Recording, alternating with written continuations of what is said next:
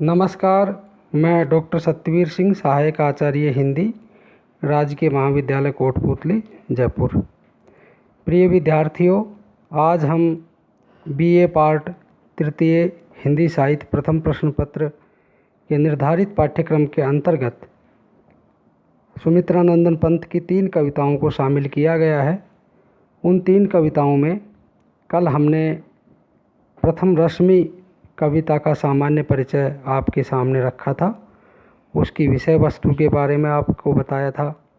आज हम पंत जी की अगली कविता जो हमारे पाठ्यक्रम में शामिल है, उस कविता का शीर्षक है मौन निमंत्रण।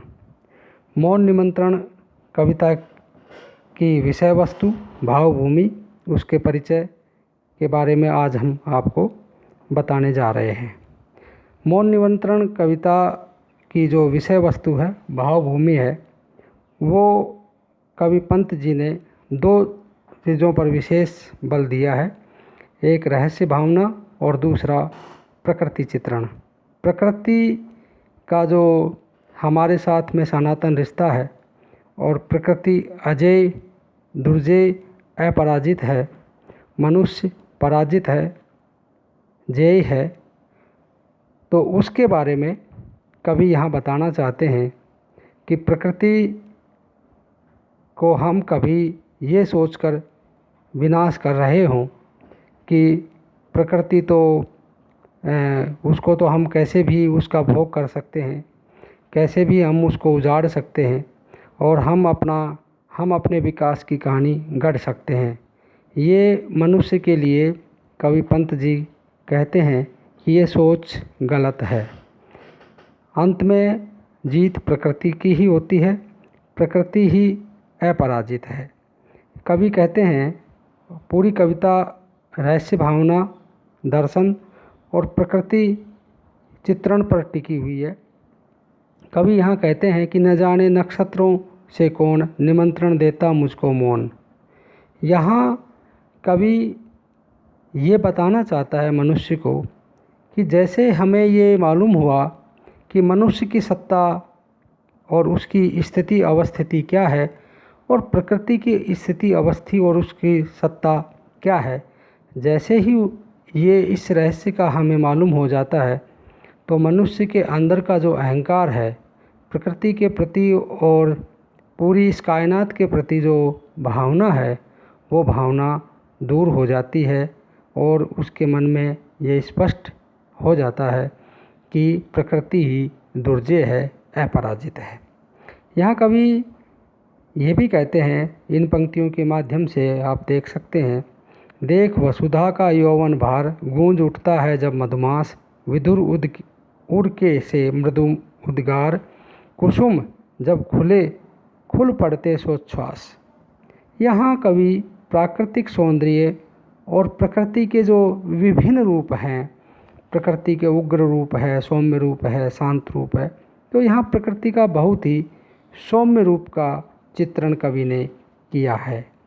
एक अगला एक बंद है जिसके माध्यम से कवि हमारे जीवन, मनुष्य जीवन की क्षण भंगुरता की तरफ इशारा करते हैं कि ये संसार क्षण भंगुर है। हमारे सारे के सारे संत कवियों ने, जो मध्यकालीन हमारी भक्तिकालीन भक्ति काव्यधारा है, जिसमें निर्गुण काव्यधारा के समस्त कवि हैं, और कबीर तो कहते भी हैं कि पानी केरा बुदबुदा आसमानस की जात, देखत ही छिप जाएगा जो तारा प्रभात। यहाँ पर लगभग उसी तरह की भावाभिव्यक्ति सुमित्रानंदन पंत जी के भी इन बंदों में देखी जा सकती है। क्षुब्ध जल शिखरों को जब वात, सिंधु में मथकर फेनाकार, बुलबुलों का व्याकुल संसार बना बिथुरा देती अज्ञात। स्पष्ट है कि ये संसार बिल्कुल क्षणभंगुर है। अगर कोई स्थायी है तो वो ये प्रकृति, ये कायनात है।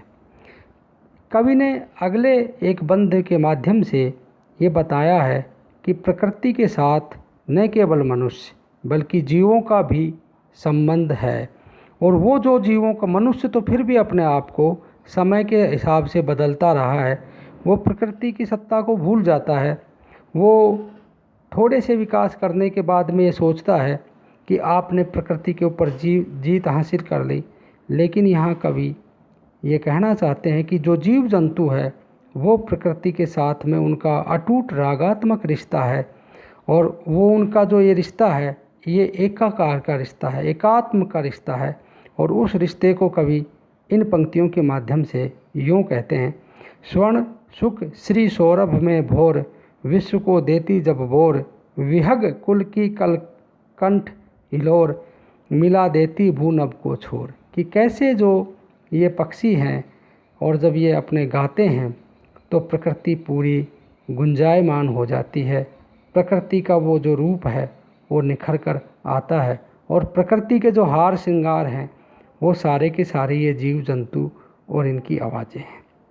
एक अन्य बंध में कवि यहाँ पर कहना चाहते हैं कि प्रकृति के साथ, प्रकृति के भीतर जितने भी जो जीव जंतु हैं उनका अपना महत्व है, और प्रकृति में उनकी अपनी एक उपस्थिति है, और वो उपस्थिति ही हमें बहुत बड़ा संदेश देती है।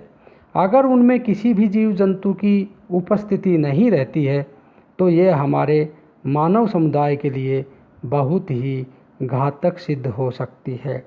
हमारे आज हम देख रहे हैं और भोग भी रहे हैं और महसूस भी कर रहे हैं कि प्रकृति से जो जीव जंतु गायब हुए हैं, जो चले गए हैं, आज जिनकी सत्ता नहीं है, उसके बाद हम किन किन स्थितियों को झेल रहे हैं, प्रकृति के किन किन रूपों को हम देख रहे हैं। ये प्रकृति के उग्र रूप है, क्रोध वाला रूप है, और इनकी उपस्थिति, इन सभी जीवों की उपस्थिति, जैसे हम मानव की उपस्थिति ज़रूरी है, ठीक उसी तरह से इन जीव जंतुओं की उपस्थिति भी प्रकृति में, इनका भी उतना ही अधिकार है जितना हमारा इस प्रकृति के ऊपर है। तो यहाँ कवि कहते हैं कि तुमुलतम में जब एकाकार, ऊँघता एक साथ संसार, ऊँघता एक साथ संसार, यानी संसार में केवल मनुष्य ही नहीं है बल्कि मनुष्य के साथ तमाम जीव जंतु भी उसके साथ में जुड़े। भीरू झिंगूर कुल की झनकार, कपा देती तंद्रा के तार। जो झिंगूर है छोटे छोटे, वो भी जब बोलते हैं तो एक अलग अलौकिक आभास हमें होता है, जिसको हम कुछ नहीं समझते हैं, वो किस तरह से हमें उस अलौकिक सत्ता का दर्शन करवाते हैं, महसूस करवाते हैं उसको। कवि एक अन्य बंद में कहते हैं कि प्रकृति के साथ हमारा संबंध अटूट है, रागात्मक है, और प्रकृति ही सर्वोपरि है। कवि ने इस भावना को महत्व दिया है कि प्रकृति सबसे ऊपर है और बाकी सारी समस्त जो जीव जंतु और मानव समुदाय है ये दूसरे नंबर पर आते हैं। हम कामायनी में जाते हैं, छायावाद के आधार स्तंभ जयशंकर प्रसाद जी की एक महत्वपूर्ण कृति है कामायनी। तो उस कामायनी में भी कवि ने यही कहा है कि प्रकृति के साथ जो उस समय के देव समुदाय ने छेड़छाड़ की थी और उसका परिणाम प्रलय हुई, और प्रलय के बाद में नई सृष्टि की सृजना हुई। तो यहाँ पर कह रहे हैं कि प्रकृति के साथ जो हमारा संबंध है वो अटूट है, रागात्मक है, और प्रकृति ही सर्वोपरि है, मनुष्य दूसरे नंबर पर है, जीव जंतु दूसरे नंबर। बिछा कार्यों का गुरुतर भाव, दिवस को दे स्वर्ण अवसान, शून्य सैया में श्रमित अपार, जुड़ाती में आकुल प्राण। यानी हमारी समस्त जो चीज़ है उसके साथ में जुड़ी हुई है। और पंत जी की अंत में यही कहना चाहूँगा कि ये कविता है, ये संदेश देती है, इसकी मुख्य विषय वस्तु यही है कि मनुष्य, प्रकृति और प्रकृति के समस्त जीव जंतुओं का जो रिश्ता है वो प्रकृति के साथ में तादात्म्य है, उसके साथ में अटूट रिश्ता है।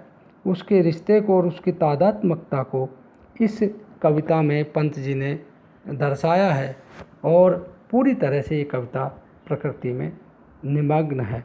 धन्यवाद।